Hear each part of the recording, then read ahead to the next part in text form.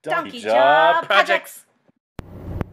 What is up, y'all? This is Marshall Lee of DonkeyJawProjects.com, and today is day number 65 of 100 days of making comics, and I need to chop some of this hair off.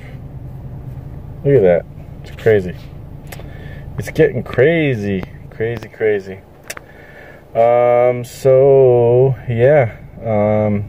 Did my comics work today. Half hour of thumbnails, a little more, but I got a few pages done of that. I guess I have like about 3 or so pages left to thumbnail. And I don't know how refined I'll get with the thumbnails. It's hard to say. I guess it's good to kind of have a plan.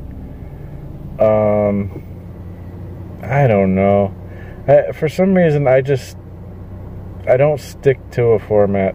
I just kind of do things on the fly. I think it's because I don't have the time to really sit and think about it, generally. Somebody was talking about pulp magazines, pulp fiction, things like that. And how the idea that comics were originally, disposable fiction, disposable entertainment. And there's nothing wrong with that, There's a lot of cool, awesome ideas and interesting stories. And it's not going to necessarily change your life, but who knows? I think it did change. It has changed a lot of people's lives. The influence that this quote-unquote disposable entertainment has had on the world is pretty huge, really.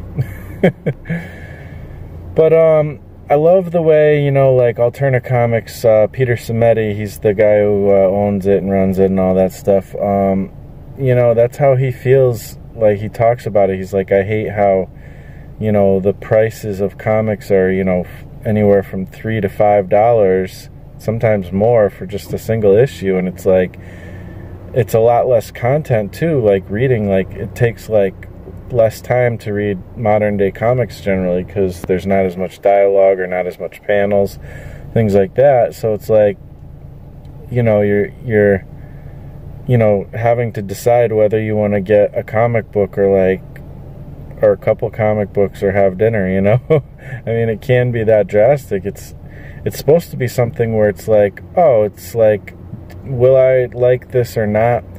I'm not quite sure, but I'll pick it up because it's only like 50 cents, or it's only $1, or it's only $1.50, like Alterna Comics.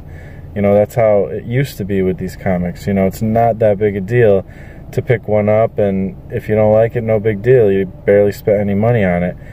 And a lot of people, I think that created a lot more readers than comic collectors, and that's kind of a big problem, I think. The collector mentality in some ways kind of ruined comics in some ways, but I mean, there's arguments for both sides. Like, now we have stuff that's printed on better paper, better quality.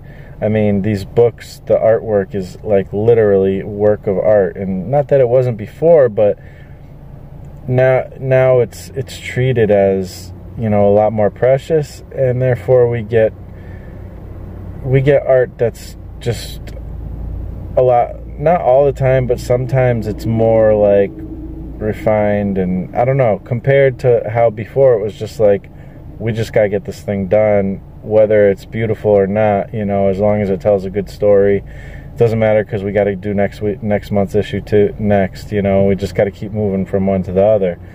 And also just reading wise, I don't know, because people are precious with their collecting habits as well, it's driven up the prices. But also the comic companies, they don't do things to lower the cost sometimes. They don't really care that much about that, because they know that certain people will buy them, and so they have their little audience. And I mean, if it's Marvel or DC, they're not making much money off of the actual comics anyways. They're making money off of the movies and the toys and things like that, So the comics are just an afterthought when they're actually should be like, I mean, should or shouldn't be, I don't know, but they're what causes everything in the beginning. Like, they're the thing that was the inspiration for all this products and whatnot. So I don't know, just some jumbled thoughts. But I like the idea. I've become more of a reader lately, and I like that, you know, and I'm so excited to read more. I want to go through a decent amount of you know, Claremont X-Men stuff, you know, which I never got to, but it's such a cool history, and I don't really know a lot of that history, you know, and there's just so many books that are classics that I've never read. I mean, I've read some stuff, but, you know, when I was growing up, it was just the Image stuff, you know, that was the big thing for me, and like the right before Image stuff too. Like, I collected, you know, Tom McFarlane's Spider-Man and Rob Liefeld's X-Force, and, you know, I was trying to get into like all the artists, the creators of you know, X-Men, like of the Image. Like, I would go and check out all their older stuff. So that was what I was reading, and it is what it is. But yeah, I don't know, things have gone in a different direction, and I love the idea of like this kind of disposable thing.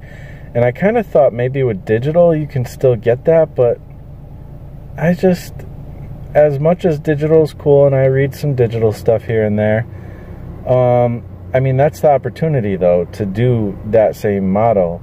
You know, it's either free or even really cheap, you know, and it's cool and I dig it, but it'll never be like buying like a cheap comic book, you know, for $1.50 like Alterna's doing and you know, like they used to do, other companies used to do. So, and I still really dig that format. Like right now, I have told my comic you know, store that I go to, you know, literally get every single issue comic from Alterna and I'll buy it. I mean, that literally is like 4 to 8 comics at $1.50 each a month. I can probably swing that, you know. It's so far I haven't gotten much because it takes like a couple months before it'll start rolling in, but so I'm buying it actually through you know, the Alterna store, which is an Etsy account. But anyways, it's still super cheap, and I get so much story out of that, and it's actually cheaper, like, you know, because they all are miniseries, you know, they're like 3-issue, 4-issue, 5-issue, 6-issue miniseries, and it's actually cheaper to collect all the single issues than it is to buy the trade when it comes out at, you know, I mean, but that gives incentive to put like some cool extra stuff in the trade, and then when if you want, you can buy the trade and you can get some extra cool stuff, and it's a little bit more money and whatnot. So it's like, I don't know, it's a different model than, you know, like say Image, where they do it and it's like, you know, $4 or $5, you know, an issue, and if you buy all the issues, you're actually losing out. You know, you're actually spending way more money than if you were to just get the first trade, especially the first trade, because the first trade's always $9.99, and then after that they go to like $15, you know, dollars or whatever. So, you know, it's a little bit different model, and I don't know, something to be said for disposable stuff. And it's cool too, like, because like, it makes you be a little less precious on getting stuff done, maybe. And I don't know, I'm excited to just get a lot of work done, and I can't wait till I'm really, like, I'm working hard, but like, I can't wait till I'm getting some momentum with actually creating this stuff. Like, it feels like everything's still like just trying to inch the thing forward and just pushing as hard as I can just to get it to move a little bit. But once like a few things start rolling a little bit on their own, I feel like I'll get into a groove where I will be churning out work really quickly, because I feel the drive, and I feel like I have the ability to make this thing, you know, roll with a lot of like prolific productivity. I don't know. I hope you guys get what I mean. But I know I have it in me to like really churn stuff out, and also do it in good quality, you know. So I just gotta, you know, I'm working on it. I'm working on getting to that momentum level, and when I get there, I'm gonna be really excited, because I got so many stories and things I want to tell, and ideas and stuff. And yeah, I'm excited about like 7 or so projects right now. And you know, right now I'm working on greener grass. That's kind of a big one that I'm just kind of working on and churning on. Had some more talking about the Resident Alien idea. I also am working on glyph here and there, writing. I'm trying to get some of the stuff that's I'm writing but not drawing done, so that, you know, I can get that writing set up, and then whoever's going to draw it, I can start working on getting them to draw it. And you know, so that way the things that I don't have to do will be moving as I'm doing the things that I do have to do. You know what I mean? Does that make sense? So there's at least 2 projects where I don't have to do everything. It doesn't mean I'll have my hand in a lot of it, writing, probably coloring or lettering or whatever else, you know, maybe thumbnails, things like that, but character design, all that stuff. But you know, there will be at least a small portion that I can be like, okay, this is done, go, please help me do this other stuff, some of this other stuff, and that'll be cool too. And these are collaborations, you know, where both all creators have ownership in it. So that's cool too.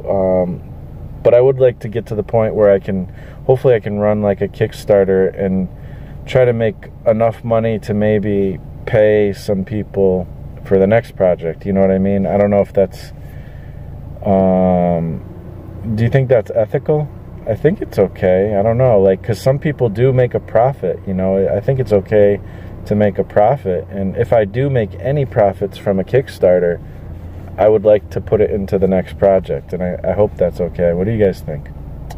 So anyways, this is just some jumbled thoughts on kind of disposable entertainment and creating it and consuming it and all that stuff.